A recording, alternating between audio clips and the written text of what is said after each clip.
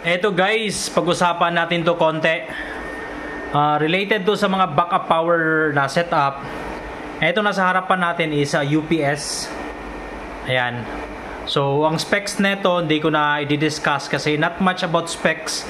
Ang akin lang is i-discuss dito sa video natin is yung comparison. Ano ba to? Maganda ba to for backup? Or ano yung mga remedies or alternative na pwede nating gawin para maging maganda at efficient at effective as backup sa ating server. Syempre, number one goal po natin is yung long hours or long hours na pwede natin siyang gamitin. Kasi syempre, pag brownout, ang na-expect natin, ito is magiging support. Pero if magiging support niya is a few minutes lang, is hindi siya effective, hindi siya efficient. So, ang importante po is umaabot po siya ng long hours. Yan. So, ba't ko dinidiscuss to? Kasi may nag-PM sa atin na kapatid, sabi niya, ano daw po yung, pa-discuss daw po yung mga backup system natin dito sa ating server. At ano po yung maisasuggest natin. So, eto, kung few minutes lang, okay ang UPS. Diba? May built-in battery siya sa loob, pero hindi siya LiPo4. Pero yung mga commonly ginagawa ng mga iba is binibiyak yan, tinatanggal nila yung battery na built-in niya, tapos ina-upgrade nila ng higher capacity or mas mataas yung AH ng battery nila. Okay din yon, pwede din yon mga kapatid, kasi para magamit natin yung kanyang inverter side, yung kanyang 220, tapos palakihan natin yung battery, yung AH niya. So mag-iiba po yung ano niya, yung hours, kasi yung hours of usage natin is nakadepende po sa AH ng ating baterya. Syempre kung LiPo4, yung DOD din po niya, nagmamatter din po yan. So eto, di ko sinasabing wag yan, pero maraming gumagamit, pwede din yan. Pero ang may isasuggest ko kapatid, eto ganito. Mag-Snadi po tayo o Snadi. Eto 1 kilowatt, mura lang to. Maglalagay din akong link dito sa ating comment section at header. Now, bakit maganda to?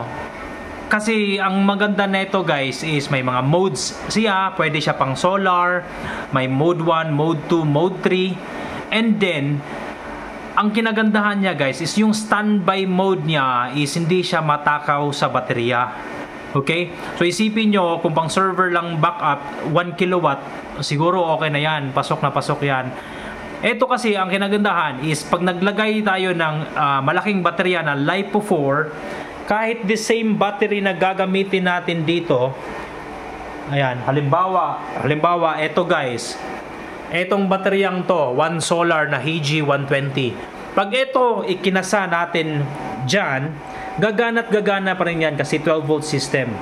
Pero ang pag-uusapan natin is kung same battery, gaya niyan, yung dilaw na yan, gaano katagal siya magsaserve as backup kung dito natin isasalang. Ayan. Ito naman si UPS is matakaw sa baterya. Kasi yung standby mode niya, yung inverter niya mismo is matakaw na yung consumption niya. Kaya di ko preferred na ito ang gamitin natin. Kahit biyakin natin yan, palitan natin ng LiPo4, pataas na AH, pero yung consumption niya is matakaw. Oh, I hope na kuha po yun guys. Kaya dito ako sa Snadi. Ayan. But gusto ko dito. Di necessary na guys sa Snadi. Pwede itong ibang version, mga ganon, mga 12 volt system. Heads up, depende din po sa load nyo. Calculate nyo, maraming factors. Pwede din po kayo mag 24 volts. Pwede din po mag 48. Nasa sa inyo po yon. Pero kung gusto nyo pong makatipid, pwede na to. At saka yan, i-paired up nyo. So, summary guys, sa video natin ngayon, ba't ko dinidiscuss to? Mas preferred ko si Snadi 1 kilowatt 3DC. Ito is a inverter pure sine wave na with AC charger. Ayan, kasi efficient. Diba? Efficient siya, hindi matakaw sa consumption. Whereas, comparison dito sa UPS, pwede naman, pero hindi siya ganon ka, sufficient kasi nga yung ano niya is matakaw sa baterya. Yun yung summary guys. So I hope po is nakatulong tong input natin ngayon sa mga nagbabalak at nagpaplano para sa kanilang backup power para sa kanilang server. Note, heads up and disclaimer, ang sinasabi ko po dito is based on my own interpretation, base po sa mga experiences ko dito guys. Okay? So iba-iba po tayo ng mga setup. Kung di naman po natin ini-invalidate yung mga setup ng iba, open po tayo mga kapatid. Palagay po sa comment section yung mga suggested equipments po sa backup system na alam nyo.